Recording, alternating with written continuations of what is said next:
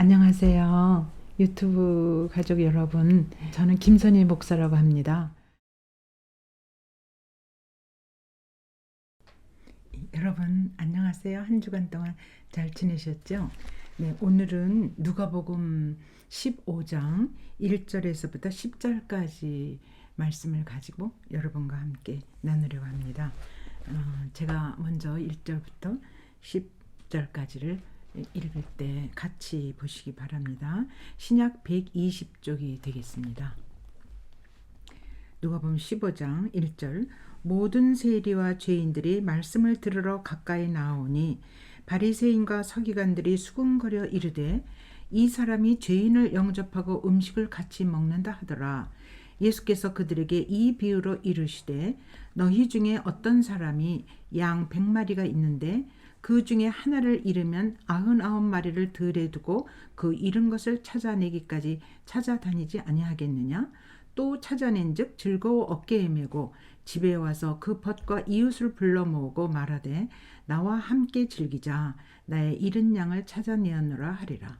내가 너희에게 이르노니 이와 같이 죄인 한 사람이 회개하면 하늘에서는 회개할 것 없는 의인 99으로 말미암아 기뻐하는 것보다 더하리라. 8절입니다. 어떤 여자가 10드르크마가 있는데 하나를 잃으면 등불을 켜고 집을 쓸며 찾아내기까지 부지런히 찾지 아니하겠느냐? 또 찾아낸즉 벗과 이웃을 불러 모으고 말하되 나와 함께 즐기자. 잃은 드라크마를 찾아내었노라 하리라. 내가 너희에게 이르노니 이와 같이 죄인 한 사람이 회개하면 하나님의 사자들 앞에 기쁨이 되느니라. 아멘. 오늘 누가복음 이 15장 비유는 아마도 교회 다니시는 많은 분들은 익히 알고 너무 잘 아는 내용이죠. 근데 이 속에 정말 어떤 귀한 복음이 숨겨져 있는지 우리 함께 찾아보기로 하겠습니다. 우선 이 누가복음 15장이 진행되기 전에 그 14장의 그 중요한 내용을 좀 말씀드릴게요. 그래서 어떻게 15장으로 이어지는지 다름 아니고 14장에서 여러분들이 이렇게 보면은 그 14장 26절에 찾아보면 물은 내게 오는 자가 자기 부모와 처자와 형제와 자매와 더욱이 자기 목숨까지 미워하지 않으면 능히 내 제자가 되지 못하고 또 누구든지 자기 십자가를 지고 나를 따르지 않는 자도 능히 내 제자가 되지 못하리라. 그래서 이제 예수님께서 이제 말하자면 십자가에 돌아가실 목적을 가지고 예루살렘을 향하여 가는 도상이거든요. 그래서 지난번도 말씀드렸지만 예수님의 여행, 순환의 여행길 뭐 이렇게 얘기를 붙이는데 여기에 보면은 자기 부모와 처자와 형제와 자매와 더욱이 자기 목숨까지 미워하지 않으면 예수님의 제자가 될 수 없다. 그렇다면 우리가 생각할 때 이건 너무한 거다. 무슨 부모도 처자도 형제도 자매도 다 그러면 미워하고 그럼 예수님을 따라야 예수님이 제자가 된다는 말인가? 예, 그런 뜻이 아닙니다. 이거는 무슨 뜻인가 하면은 이렇게 다 갈라지고 버리고 미워하고 그런 그리고 나를 따르라 그런 뜻이 아니고 예수님을 따르기 위한 그 마음 자세와 태도의 최우선 순위가 결국 예수님 하나님이어야 된다는 걸 강조하기 위해서 이런 거지 이게 실제로 부모와 처자와 형제를 다 미워하고 예수님을 따르려는 얘기가 아닙니다. 그렇다면 이 뜻은 다시 말해서 예수님을 따르는데 가장 그 핵심적으로 중요한 거는 올인 하는 거. 그러니까 예수님의 사랑에 아주 흡수돼서 그 사랑을 가지고 주님을 따를 때 예수님의 제자가 된다는 거죠. 그러면 어떤 사랑인가? 그럼 우리가 상식적으로 생각할 수 없는 어떤 그 이성의 세계를 뛰어넘는 초월의 세계까지 버금가는 거의 그 하나님 사랑에 아주 미쳐 빠져버린 거죠. 그러니까 그거를 최우선으로 둘 때에 다른 모든 것들은 다 차선이 되고 그런 마음과 자세를 가질 때 그것이 예수님을 따르는 참 제자가 된다. 이제 이러면서 15장으로 이어지는 겁니다. 그러면서 그 나를 사랑하고 따른다는 것이 도대체 너희들이 어떻게 그거를 받을 수 있고 느낄 수 있고 알게 되는가. 그거를 15장에서 핵심적으로 제자들한테 이제 가르쳐 줄 때, 이때 이제 모든 세리와 죄인들이 예수님의 말씀을 들으러 이제 가까이 나오게 됩니다. 그럴 때 이제 그 세리와 죄인들 앞에서 예수님의 말씀을 가르칠 때 바리새인과 서기관들이 옆에서 듣고 있다가 사실은 무슨 얘기를 하나 그냥 꼬투리를 잡으려고 아마도 참석했을 수 있죠. 그러면서 수근수근 얘기를 하는 거예요. 예수님이 말씀을 전하시려고 이제 할 때.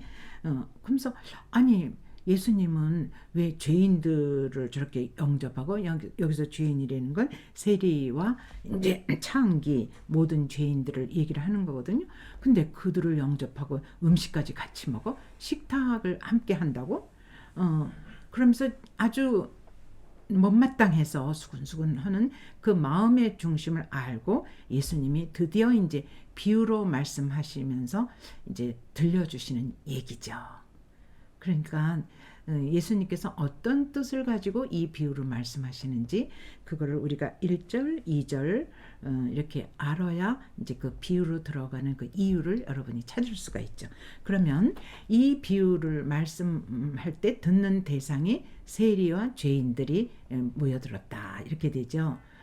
그러면 세리는 물론 그 당시에 정말 로마에 붙어서 유대인의 세금을 걷어서 이게 바치니까 정말 이스라엘 사람들한테는, 유대인한테는 세리 그러면 정말 치가 떨리는 거죠.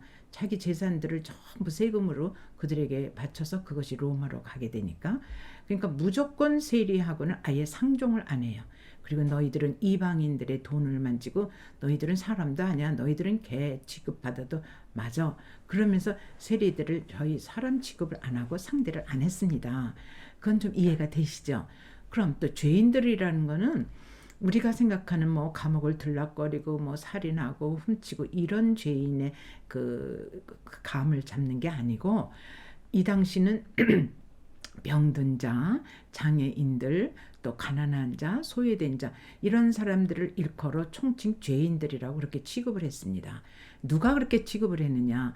그 당시에 사회적인 풍습, 관념 이런 것과 함께 그 소위 자기네들의 그 사회적인 기득권을 갖고 있는, 또 종교인을 비롯해서 사도계인이나 이런 그 사회의 중심 역할을 하고 있는 사람들이 자기네들이 그 우월감을 갖고 저들의 위치를 더 드러내기 위해서 이들을 총칭하여 죄인들이라고 불렀습니다. 그러니까 오늘의 우리가 생각하는 죄인과는 개념이 좀 다른 거죠. 근데 예수님께서는 이들을 향해서 이 귀한 비유의 말씀을 지금 들려주시고 계시거든요.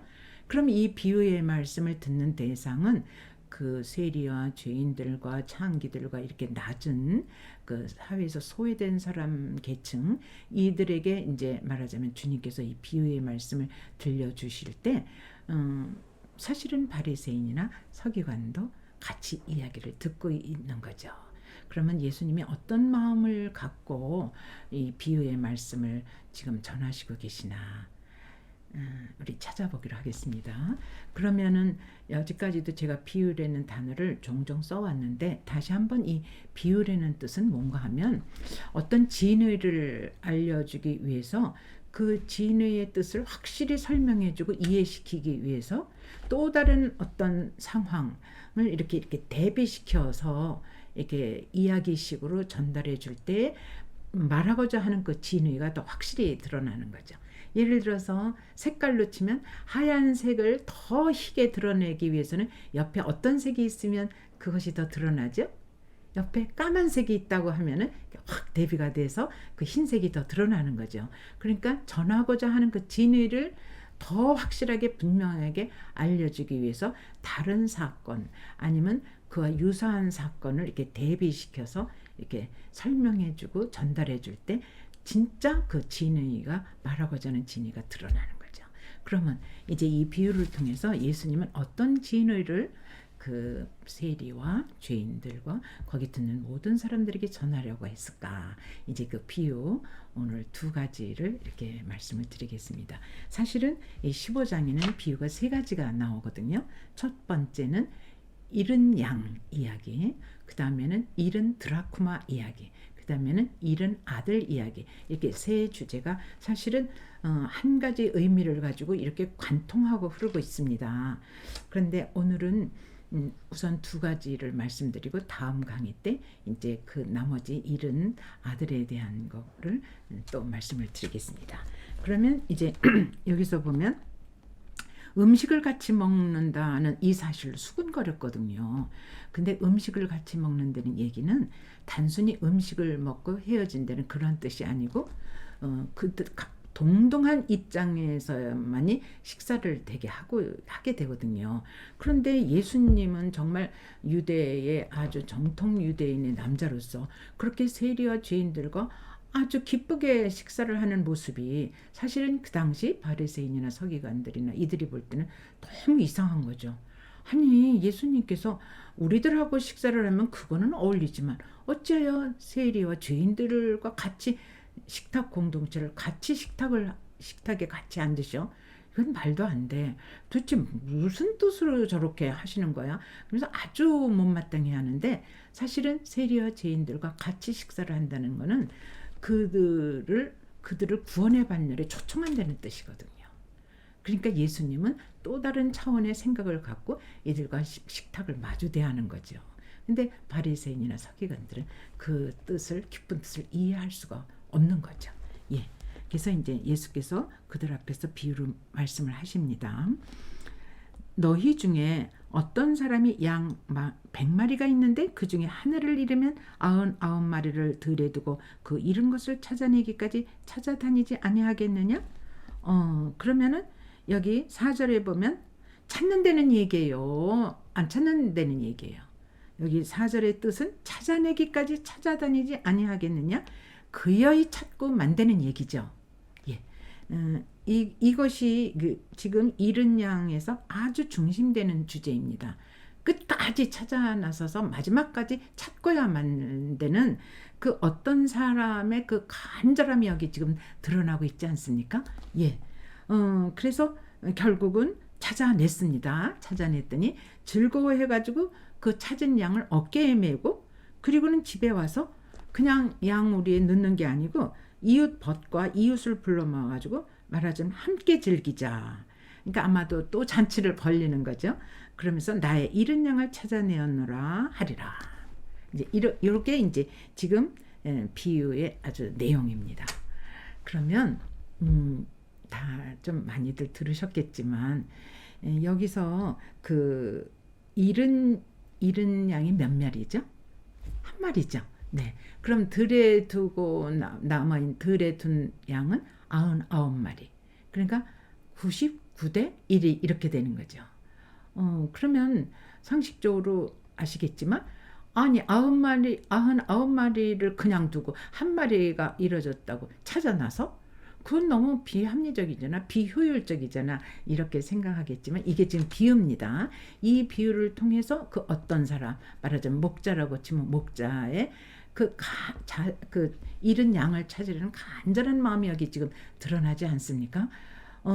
그러면서 그 잃어버린 그 양에 대한 안타까움과 날이 점점 어두워지니까 도대체 이 양이 어디를 헤매고 있나, 어디 가서 지금 걸려 있나, 도대체 맹수한테 또 찢기지는 않았나, 뭐 여러 가지 생각이 나는 거죠. 그러니까 이 잃어버린 양에 대한 애타는 그 목자의 마음이 참 중요한데 잃었다는 사실을 좀 더 우리가 실감나게 이렇게 알기 위해서는 마태복음 18장 12절에도 이 양을 잃은 사건 이야기가 나옵니다. 근데 마태복음 18장 12절 여기 보면은 너희 생각에는 어떠하냐? 만일 어떤 사람이 양 100마리가 있는데 그 중에 하나가 길을 잃었으면 그 99마리를 산에 두고 가서 길 잃은 양을 찾지 않겠느냐? 여기서 보면 12절 18장 12절입니다. 마태복음 여기서 보면 이 길을 잃었으면 그 중에 하나가 길을 잃었으면 그러면 길을 잃은 주체가 누구죠? 그건 양입니다. 그래서 양이 길을 잃었을 때 이제 말하자면 목자가 어떤 사람 목자가 찾아 나서서 산에 99마리를 두고 그 길 잃은 양을 찾아 나서는 거예요. 그래서 잃어버린 그 주체가 양이 됩니다. 그러니까 양이 길을 잃어버린 거예요. 근데 오늘 이 15장에 잃어버린 거는 15장 4절 누가복음 99 하나를 잃으면 그 중에 하나를 잃으면 9마리를 들여두고 그 잃은 것을 찾아내기까지. 이건 누가 잃었다는 얘기예요. 이건 주체가 어떤 사람입니다. 이게 조금 달라요. 그래서 양이 자기가 어떻게 무리를 따라오다가 자기가 이렇게 따라오지를 못하고 그만 놓쳐버렸을 때 그거는 양이 길을 잃어버린 건데 이 누가복음 15장에서 여기는 어떤 사람이 그 하나를 잃어버렸어요. 그 양 한 마리를. 그러니까 이게 주체가 다르다는 걸 제가 또 한 번 말씀을 지금 드리는 겁니다. 그럼 어떻게 다른가? 양이 따라오다가 길을 잃어버린 거는 쉽게 말해서 양의 실수라 그럴까? 그러니까 따라오다가 어떻게 자기 동료들을 다 잃어버린 거예요. 왜 더 이런 현상이 일어나느냐면 양은 굉장히 초근시적인 안목이 있습니다. 그래서 10m 이상은 못 봐요.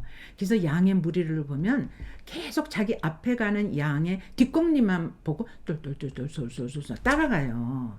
근데 그만 그걸 놓쳐버리니까 우리 무리가 어디로 갔지? 그러면서 막 지 앞에 가던 앞에 가던 양을 쫓다가 놓쳐버리는 거. 그것이 이제 마태복음에서 길 잃은 양 이렇게 되는 겁니다.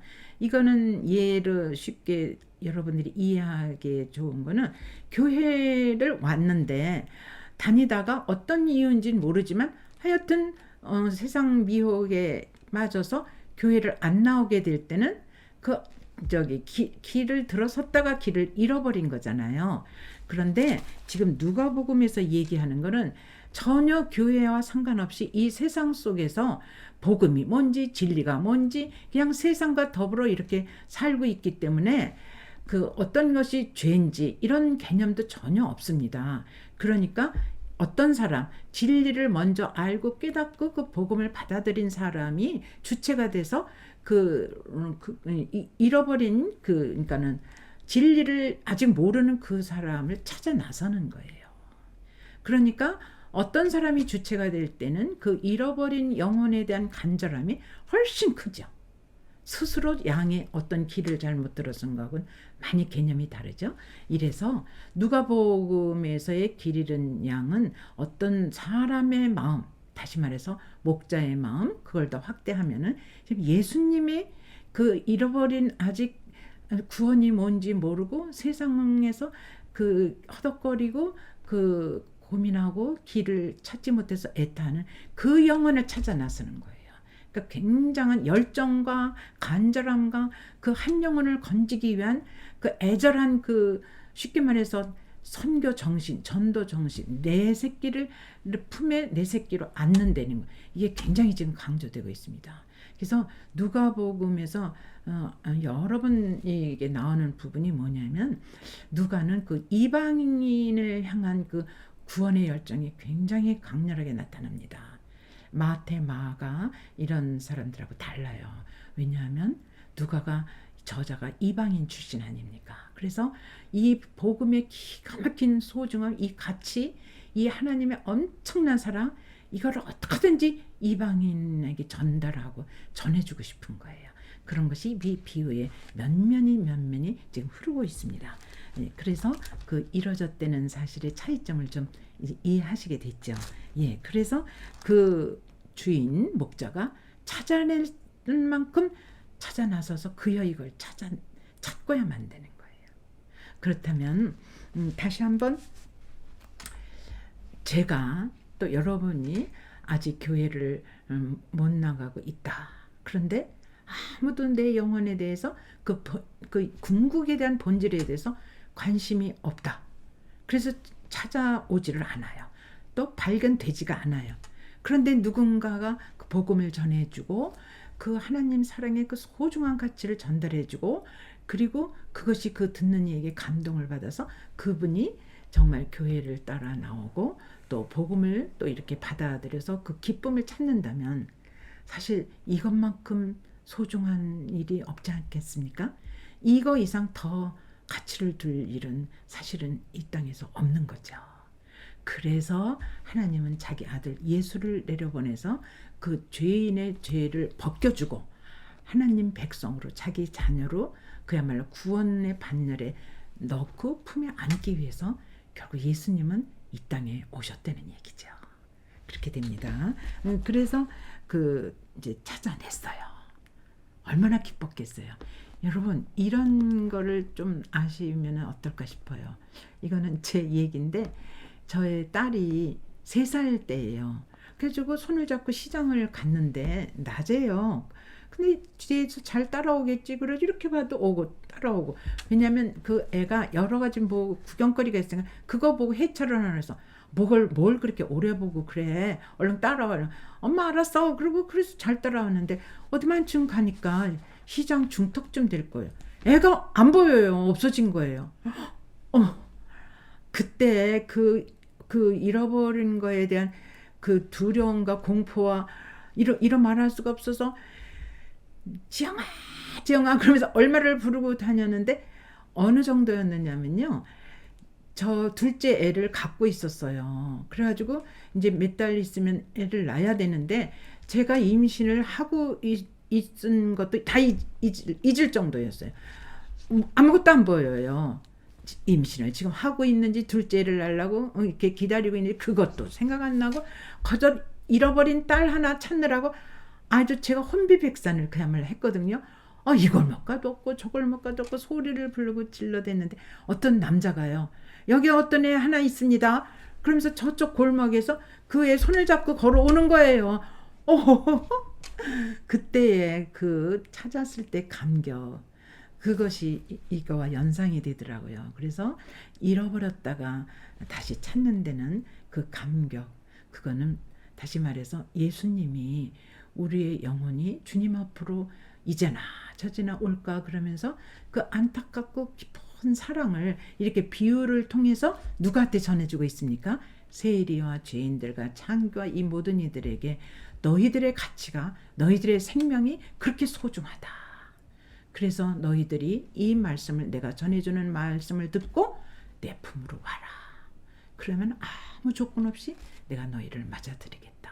그러니까 그 예수님의 사랑이 얼마나 깊은지 이런 비유를 통해서 우리가 절절히 느끼게 되지 않습니까? 예. 그래서 그 다음 또 비유로 들어가겠습니다. 그러면서 뭐라고 말씀하시냐면 6절에서 나와 함께 즐기자. 나의 잃은 양을 찾아내었노라. 그러니까 함께 즐기고 싶은 마음에 벗들을 이웃을 불러 모으고 잔치를 벌리는 거죠. 그러니까 이건 계산상으로 참 맞지가 않지만 그게 문제가 아닌 거죠. 그래서 이제 하늘의 죄인 이와 같이 죄인 한 사람이 회개하면 그 기쁨이 하늘에서는 회개할 것 없는 의인 99보다 더 크다는 얘기죠. 그러니까 그 한 존재, 한 사람, 한 마리 양의 그 미미한 존재가 결국은 그 가치의 소중함이 똑같기 때문에 99마리가 똑같기 때문에 채워졌을 때 온전한 100마리가 되면 그 주인이 정말 만족하고 행복해 한다는 거. 예수님은 하나라도 덜 채워지면은 예수님은 아직 기쁨이 더 완전하지가 못합니다. 예, 그다음 다 잃은 드라크마로 들어가겠습니다. 10드라크마가 있는 거예요. 그런데 어떻게 하다가 그만 드라크마 하나를 놓쳤어요. 그랬으면 뭐 내일 찾으면 되지 뭐. 그건 뭐 그렇게 대단한 거라고 이렇게 생각하는 게 아니고 여기서 보면은 등불을 하나를 잃었더니 등불을 켜고 집을 쓸어서 찾아내서 부지런히 찾고 찾아서 결국은 그 하나를 찾아냈다는 얘기예요. 그랬을 때 이 여인도 너무너무 기뻐서 벗과 이웃을 불러 모아가지고 함께 즐기자 하면서 너무 행복해하고 감사하다는 좋아하는 이런 표정이잖아요. 그래서 사실은 잃은 양과 잃은 드라크마는 쌍둥이 비유라고 이렇게 얘기들도 해요. 어떠냐면 그 잃은 양을 찾아 나서서 그의 찾고만은 그 어떤 사람 그 목자의 그 기쁨보다도 더할 수도 있습니다. 그만큼 여기서도 큰 기쁨이 이게 들어 있는데 이게 어떤 그 배경이 있는가 하면은 여기 여인이 나오지 않습니까? 여자가 아마도 이 죄인 중에 세리 중에 창기 중에 여인들이 꽤 들어 있었을 거니까 아마도 이 비유는 그 여인들이 더 귀담아 들었을 것 같아요. 뭔가 하면 이제 그 당시 이스라엘에서는 왜 정혼한 자 마리아도 정혼했다 그러지 않습니까? 요셉하고. 그러면 정혼을 하면 이제 결혼이 약속된 거면서도 이제 어떤 그 법적인 그 부인으로서의 그 확실성은 갖게 됩니다. 그러나 아직 떨어져 살아요.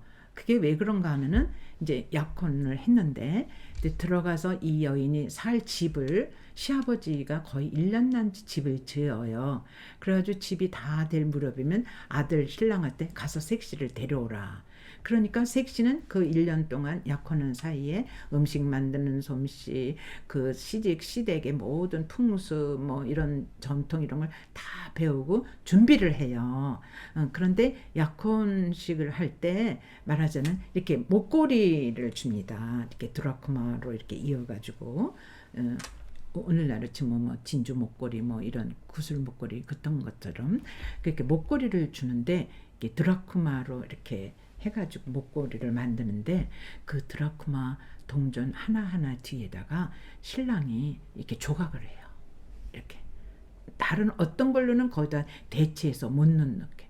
만약에 이제 그 약속 날짜에 이제 다시 집을 다 마련하고 지은 다음에 이제 신랑 될 사람이 돌아와서 그 색시의 드라크마 목걸이를 이렇게 만져봐요. 근데 아무 소리도 별로 안 하고 뒤를 설렁설렁 이렇게 만져봐서 까글까글한 그 강도를 이렇게 뒤로 보면 거기 조각이 돼 있지 않습니까? 그게 하나도 빠짐없이 다 돼 있을 때는 이 여인이 이 먹거리를 소중히 여기고 잘 간직하고 있었구나. 그래서 그것이 증표가 돼서 색시 될 사람을 데리고 가는 거예요.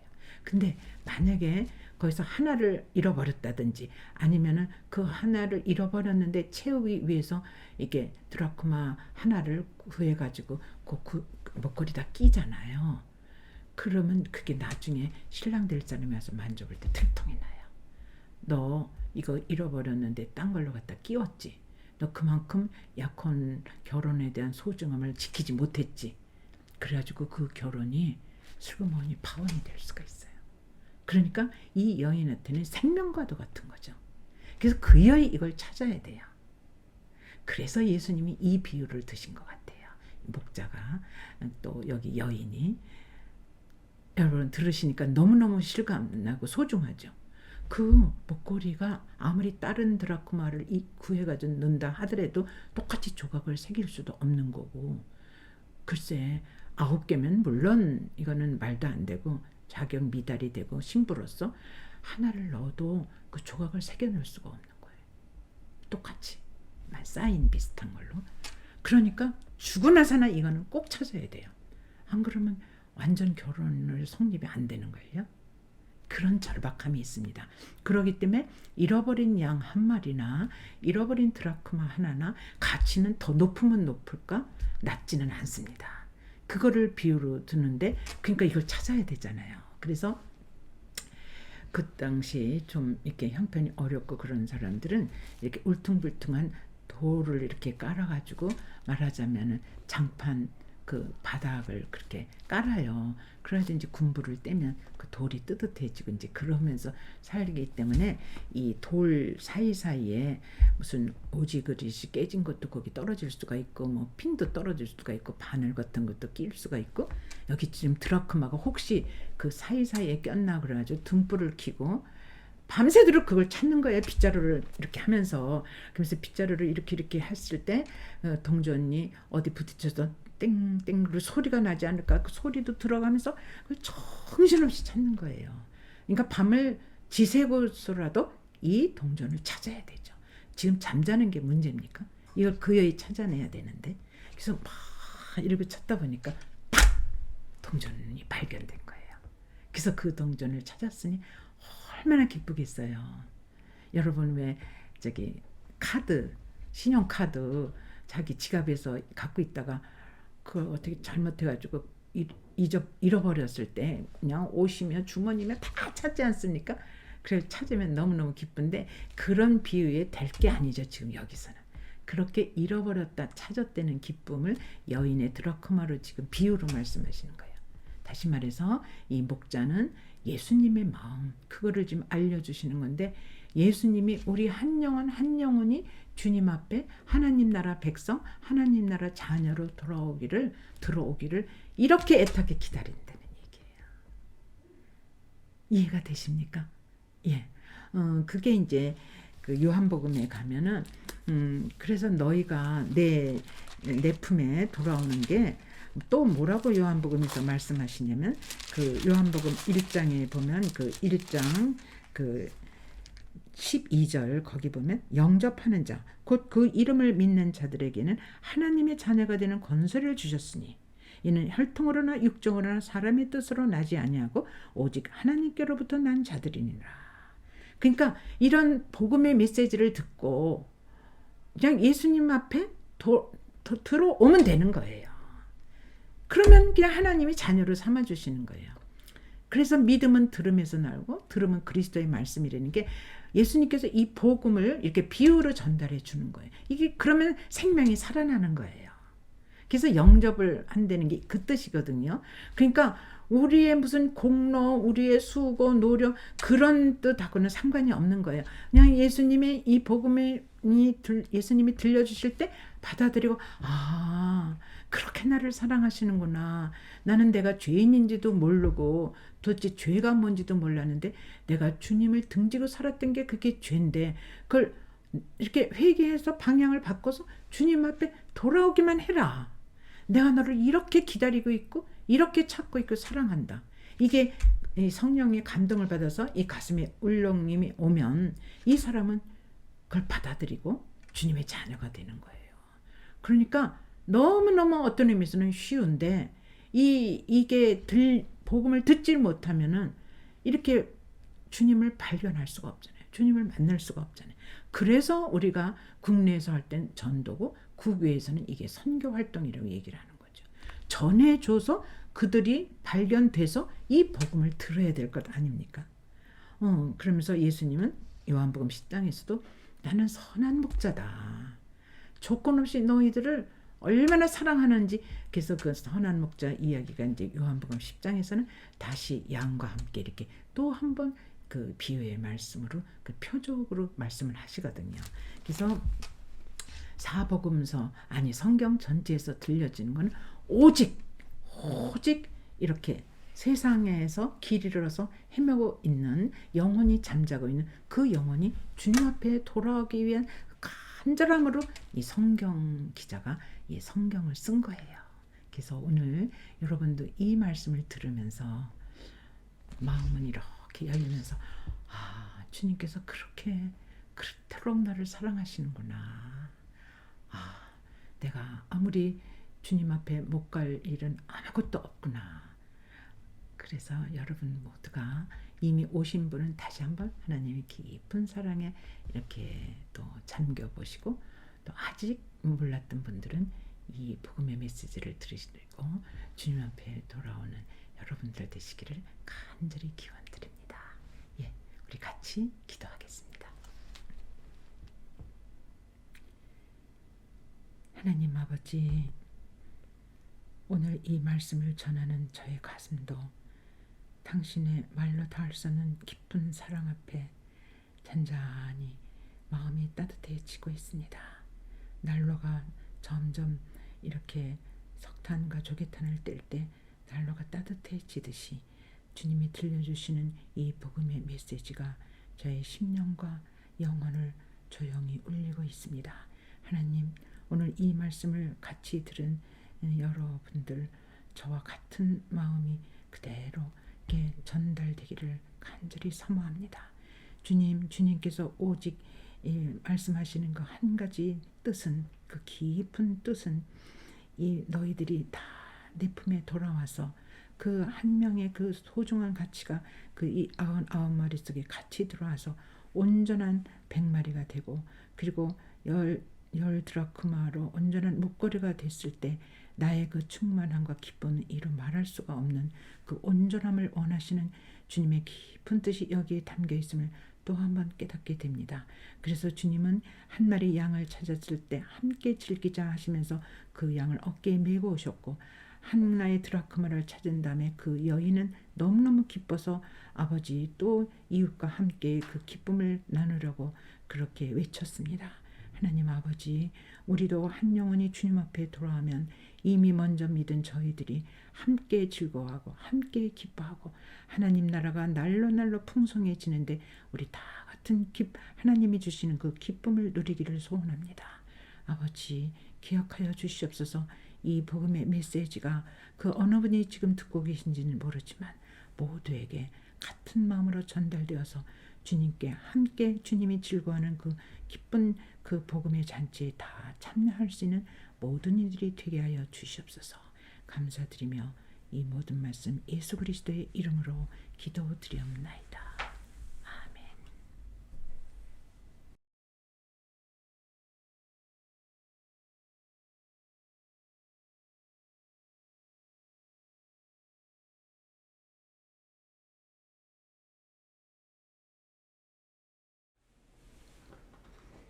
오늘을 위한 기도. 잃어버린 것들에 애달아 하지 않으며 살아있는 것들에 연연해 하지 않으며 살아가는 것에 탐욕해 하지 않으며 나의 나됨을 버리고 오직 주님만을 내 안에 살아있는 오늘이 되게 하소서.